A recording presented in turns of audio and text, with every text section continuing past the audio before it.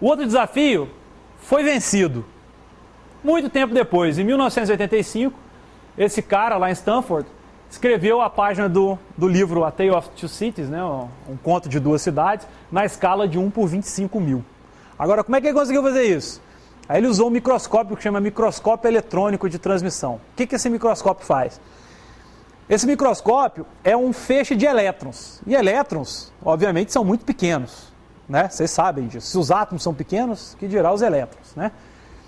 Então você manda um bombardeio de elétrons com esse microscópio e você vai movimentando esse microscópio. Ele foi movimentando o microscópio e esse microscópio, de certa forma, vai cavando a superfície do material que ele deixou embaixo. E aí ele foi formando as palavras, as letras, as palavras e assim por diante até conseguir escrever a página toda. Deu um trabalho danado. Isso foi pouquinho antes de Feynman falecer. Então ele teve a possibilidade de ver isso. 26 anos depois da palestra dele. É óbvio que isso não era tão fácil, né? Aí sim a gente já estava tendo uma nanociência, uma nanotecnologia já bem desenvolvida. Bom, mas interessante é que o Arthur von Hippel teve ideias semelhantes lá na década de 30. As mesmas ideias que o Feynman teve. Só que naquela época ele não divulgou tanto essas ideias e não teve o impacto que teve, por exemplo, a palestra de Feynman, né? Mas as ideias eram parecidas. Bom, depois eu tenho essa passagem aqui, ó. O senhor Nano vai a Washington. Quem é esse senhor Nano? Marketing, ficção ou ciência? Um pouco das três coisas. Talvez menos ciência, mais ficção e muito marketing. O que é essa história? Essa história é o seguinte. Esse sujeito aqui, ó, chamado Eric Drexler, ele trabalhava com tal de nanotecnologia molecular, né? Era a pesquisa dele no doutorado no MIT. Aí ele foi convidado, ele fazia falava umas coisas tão malucas, que ele foi convidado uma vez para ser sabatinado no Comitê do Senado, Comércio, Ciência e Transporte lá dos Estados Unidos, né? E quem era o senador responsável por esse comitê era o senador Al Gore, que eu acho que vocês sabem quem é, né? Foi vice depois do Bill Clinton e depois tentou ser presidente dos Estados Unidos, concorreu, mas não ganhou. Então, o Al Gore e outros colegas questionaram o Eric Drexler sobre essas suas invenções, que de certa forma era essa questão de ficar montando as coisas, juntando pecinhas, moléculas, átomos e assim por diante. Bom, diálogo entre Drexler e Al Gore lá em determinado ponto. Aí o Al Gore perguntou para ele, quanto tempo é necessário para que essa coisa se realize? Aí o Drexler falou, geralmente respondo que não seria surpresa se em 15 anos atingíssemos aplicações importantes em larga escala. Que aplicações são essas?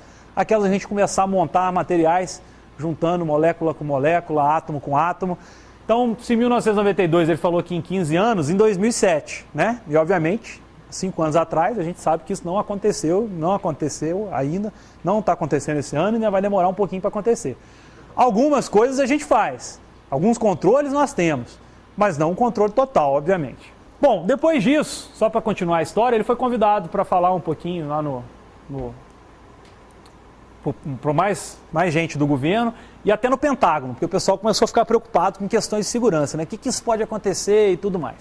Bom, esse cara, esse Drexler, depois virou um palestrante, sai andando para o mundo fazendo palestras. Mas qual que foi o impacto de toda essa discussão dele? O impacto foi que, pelo menos algumas pessoas veem assim, é que de certa forma, apesar dele não ter feito muita coisa cientificamente, mas ter popularizado, ter discutido o tema, ele acabou colocando a minhoca lá na cabeça dos governantes e essa minhoca cresceu e na época do governo do Bill Clinton, no qual o Al Gore já era vice-presidente, os Estados Unidos lançou então o National Nanoscience Initiative, que começou a despejar dinheiro em laboratórios e em universidades para o desenvolvimento da nanociência. Isso foi em 2001, ou seja, há 11 anos atrás. É pouco tempo. Foi aí que o dinheiro começou a surgir para as coisas começarem a acontecer. Bom, e de lá para cá, de 2001 para cá, todos os demais governos começaram a fomentar cada vez mais essas pesquisas em nanociência e nanotecnologia, porque ninguém quer ficar para trás, né? Um quer ter mais tecnologia do que o outro. Bom, ele esteve aqui no Brasil há pouco tempo atrás, tive o prazer de assistir a palestra dele. Foi interessante, mas Nada muito assim fantástico, não. Mas quais eram a imaginação dele? Volta um pouco lá daquela questão do Smiley e é bem interessante essa questão da imaginação dele. Por exemplo, o que pode ser feito se juntarmos grama, ar, água e luz do sol? Então aqui os 4 ingredientes: água, grama, luz do sol, ar. Botei uns balõezinhos românticos aqui para vocês verem, senão se eu botar só o ar vocês não iam ver nada, né? O que eu posso fazer se eu juntar essas 4 coisas? Dicas? Não? Nada? A grama faz fotossíntese, isso. Muito bom. Fotossíntese gera energia, né? Por que a gente come, por exemplo, folhas, alface, né? Dá energia, não dá? A vaca come grama, né? A ideia é o seguinte, olha só.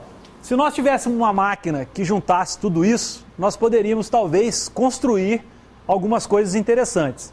Por exemplo, imagina essa máquina aqui, globalizada, se vocês perceberem aqui no desenho dela. Bom, essa vaca globalizada, ela então junta, ela bebe a água, come a grama, o capim, o que for, respira o ar e toma a luz do sol. E aqui dentro tem várias nanomaquinazinhas trabalhando, dentro da gente também tem várias nanomaquinazinhas trabalhando e criando coisas interessantes, como por exemplo isso aqui que a gente gosta bastante, né? Bifes, carnes, né? Só que para a gente obter isso dessa máquina, a gente tem que destruir a máquina, né?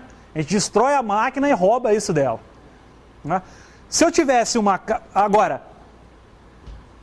o que eu quero deixar na cabeça de vocês é o seguinte: a vaca ela já não nasce com a carne, ela nasce com um pouco de carne, mas ela não nasce com toda a sua carne. Ela vai crescendo, né? A gente põe lá o boi para engordar, né? E como é que ela vai criando carne? Ela vai criando com essas matérias-primas aqui, concordam? Com os átomos que estão nessas matérias-primas que vão ser quebrados, certo? E juntados novamente, formando a carne. Ok? Isso acontece com nós também. Nós também somos uma máquina de produzir esse tipo de material, né? Se eu souber, e isso está codificado lá, obviamente, no DNA da vaca. Se eu souber quais são as máquinas que eu preciso e como juntar esses materiais, eu poderia criar uma máquina que não fosse a vaca para construir bifes. Concordam? É bem viajante isso, né? Muito viajante. Muito filosófico. Mas é uma coisa que, se a gente pensar muito futuristicamente, a gente poderia fazer isso. Bom, essa é mais ou menos um pouco da ideia do Drexler. E o Drexler tinha a ideia do famoso montador universal. O que era esse montador universal? Aí tem um videozinho aqui, até um pouquinho grande. Ele tem um sonzinho aqui, mas a gente pode ignorar o som. Eu vou falando de acordo com o vídeo vai passando. Eu vou aumentar aqui um pouquinho. Productive nanosystems, from molecules to super products. Final production made possible by a challenge grant from Mark Sims and Nanorex Bom, o Incorporated. que ele tem aqui? Future advances in molecular nanotechnology will enable desktop appliances to manufacture products far better than today's best. The cartridges to the left supply simple raw materials to the machinery inside, here shown in schematic form. Products emerge from the top of this box, which holds the heart of the manufacturing system. Each product is built from beneath, layer by layer, by billions of tiny machines, all working together. Near the top surface is the productive machinery itself, organized into layers. Machines in the lowest layer process molecules into building blocks, passing them upward to machines that assemble them into larger components, and then to machines that add these components to the product. From a millimeter scale, 1 million nanometers, our view zooms in to the 10 nanometer scale. Each box is 1/10 the size of the one before. Até que a gente chega ali nos montadores, com suas matérias-primas.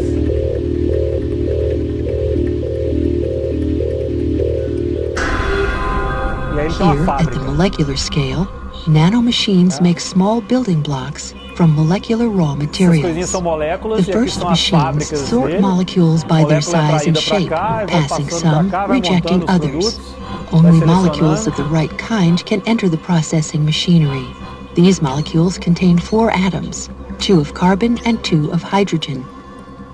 The molecules bind to a device that carries them to the next stage. Then, a rotating mechanism swings tool tips into contact with the bound molecules. Each tip presses a molecular tool against a molecule, bonding it firmly. The tools shown here have been analyzed using advanced quantum chemistry techniques.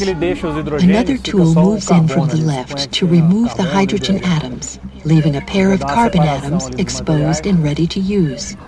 The tools then carry these atoms to their destination, where each pair bonds to a nanoscale building block, making a tiny bit of crystalline carbon, a bit of diamond. Motions happen quickly at this scale. This scene shows motion slowed by a factor of more than 1,000,000. A conveyor carries the blocks past further machines, which build the blocks step by step to full size. Elsewhere, other specialized machines build blocks of different kinds. A system of conveyor belts and transfer mechanisms carries completed blocks from where they are made to where they are needed. This transfer mechanism moves blocks from one belt to another. The transportation system carries many different kinds of blocks, different shapes, different materials, different functions. It delivers them to the next stage of manufacturing.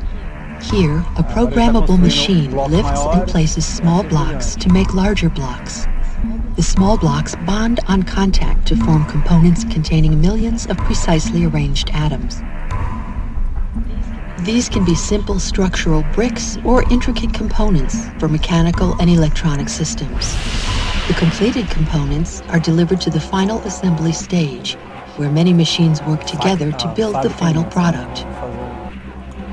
Motions at this larger scale are still quick. This scene shows motion slowed by a factor of 10,000. At the base of each machine, a transfer mechanism grabs components and lifts them from a conveyor. Each is flipped around, then carried up to the underside of the product under construction. Finally, machines lift the components and plug them in place, adding layer after layer to the bottom of the product. When the last layer is finished and construction is complete, the product is ready to be removed and used. The result of this production run is an atomically precise multiprocessor laptop computer with 1 billion times more processing power than today's best. The only waste products are warm air and pure water. E assim por diante. Bom, esse é um vídeo totalmente, é óbvio que é totalmente ilustrativo de uma ideia maluca, né? Essa questão da gente poder controlar a matéria, pode ser até que a gente consiga, vai ser difícil. Agora, como se fosse uma indústria, tal como ele mostrou, isso nunca vai acontecer assim. Isso é impossível. Nós conseguimos fazer, por exemplo, tipo crescimento epitaxial, que de certa forma não foge muito disso. Você tem galões de gás, a indústria de semicondutor faz isso, para criar os semicondutores a gente faz isso. Você tem tubos de gás que são enviados, esses tubos de gás entram em contato com o material, fica na superfície, difunde na superfície, a gente explora a natureza para que eles se auto-ajustem, auto-montem, e aí a gente tira proveito para criar estruturas que a gente deseja, certo? Agora, ficar pensando, pegando material, colocando a molécula aqui, separando ali, isso obviamente que não vai acontecer. Mas vale aí a ideia de pensar essas questões, o que poderia acontecer. Bom, continuando na história, agora, pulando lá de 59, lá do Feynman, aqui em 74, esse japonês, Taniguchi, ele que criou a palavra nanotecnologia, né, significando máquinas com tolerâncias de menos de 1 micron. Em 1981, esses 3 grandes pesquisadores aqui, que posteriormente ganharam o prêmio Nobel em 86, ou seja, uma diferença de 5 anos eles ganharam o prêmio Nobel, que é muito difícil, geralmente para ganhar o prêmio Nobel demora muito, porque você tem que comprovar que aquilo que foi descoberto e tudo mais realmente significa um grande avanço para a sociedade. esses caras criaram o chamado microscópio de tunelamento. O que é esse microscópio de tunelamento? É o seguinte, o nosso olho, né? Nossos dois olhos são sensores, certo? Que captam o comprimento de onda da luz. Então a luz bate, reflete em vocês e vem aqui no meu olho. Você usa uma camisa verde, uma camisa azul, vem um reflexo diferente, vem um comprimento de onda diferente, eu consigo identificar que cor que é, certo? Só que o meu olho, ele tem a faixa, você já deve ter visto falar, da faixa do espectro visível, né? De 400 a 700 nanômetros de comprimento de onda. É uma onda, né, que tem um comprimento de onda. Bom, aí tem o infravermelho, ultravioleta, que está fora do nosso espectro visível, né? Agora, um material nanométrico está, obviamente, muito menor do que o comprimento de onda do que eu consigo enxergar. Então, eu não consigo enxergar os materiais muito pequenos, porque o meu sensor não chega nesse ponto. Ok? É como se, por exemplo, eu vedasse alguns de vocês, desse uma bola daquela gigante, mandasse você entrar pela sala, você ir varrendo a sala com o olho fechado e vai me falando assim, aqui, vai varrendo a sala e vai fazendo um desenho mental do que é essa sala, com uma bola gigante na sua frente, certo? E vai desenhando. No final você vai sair, você pode até desenhar mais ou menos a sala, os degraus e tudo, mas você não vai conseguir desenhar detalhes. Concorda? Por exemplo, as cadeiras, você não vai conseguir, senão você vai bater a bola na cadeira, você vai pensar que tem um bloco aqui, vai ser um bloco contínuo aqui, ó, certo? Depois um bloco contínuo atrás e outro, e assim por diante. Se eu mandar você, a mesma pessoa, depois, fazer isso com a mão, passando a mão com a mão aberta, você vai conseguir começar a descrever um monte de detalhes, concorda? Você vai começar a passar a mão na cadeira, vai começar a desenhar as cadeiras, as separações das cadeiras e assim por diante.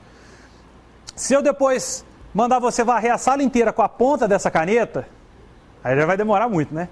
Mas você vai varrendo, você vai conseguir fazer até alguns detalhes, por exemplo, essas ranhuras que tem no chão e assim por diante. Se eu for diminuindo cada vez mais a espessura do material que você está olhando, até chegar num ponto que você vai ter um átomo na ponta, aquele átomo vai estar sentindo o quê? Átomo por átomo da sala, da superfície da sala. E aí você vai conseguir fazer um desenho perfeito da superfície daquela sala, certo? De uma maneira geral, esse microscópio funciona assim. Ele tem uma ponta que é muito fininha aqui, ó, e tem um átomo na superfície. Ao passar na superfície de um material, eu consigo sentir o material. Então eu consigo falar, por exemplo, a topologia do material. Só que o que é esse tunelamento? Tunelamento é que eu tenho elétrons aqui no material e tenho elétrons aqui também nesses átomos, certo? Tunelamento é que na mecânica quântica existe o tal do efeito túnel, que não existe na física clássica. Na física clássica eu não posso, se eu jogar essa caneta, ela vai bater na parede e vai voltar. A chance de eu encontrar essa caneta do outro lado da parede, se a porta estiver fechada, obviamente, é zero, concorda? Certo? Agora, na quântica, se eu tiver, dependendo da barreira, eu posso encontrar uma partícula do outro lado da barreira. Há uma probabilidade de eu encontrar uma partícula do outro lado da barreira.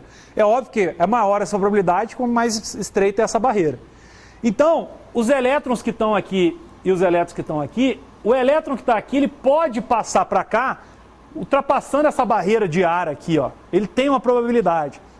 Então, como eu tenho muitos elétrons ali, eu ponho uma diferença de potencial, eu consigo sentir o que está, a corrente que está passando do material para a ponteira do microscópio. E aí eu consigo medir propriedades do material. Então, essa foi uma das primeiras ferramentas que foram desenvolvidas para a gente poder, de certa forma, enxergar, a gente enxerga as nanopartículas tocando e manipular. Com esse microscópio, por exemplo, é que foi feita aquela estrutura que eu mostrei lá no começo, foi pegando átomo a átomo, montando aquele círculo, certo? Bom, em 85, esses três caras aqui, ó, esse aqui vocês já conhecem, lá do começo, e mais esses dois aqui, o Kroto e o Harold Kroto fez uma palestra aqui, acho que foi aqui na reitoria, há uns 3 meses atrás, 2, 3 meses atrás. Infelizmente eu não pude ir porque foi bem no horário da minha aula. Bom, eles ganharam o prêmio Nobel em 96. Por que eles ganharam o prêmio Nobel? Porque eles descobriram essa estrutura aqui, ó. O famoso fulereno. O nome é feio, né? Mas a estrutura é bonita. O que é fulereno? É uma molécula de 60 átomos de carbono e que formam uma bola de futebol. Tipo uma bola de futebol.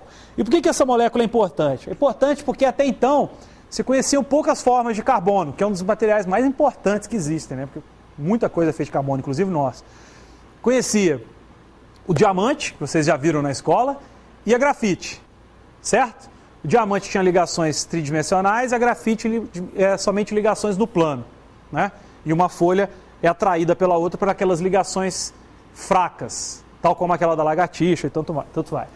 Bom, aí eles descobriram essa estrutura aqui, ó. Então por isso eles ganharam o prêmio Nobel.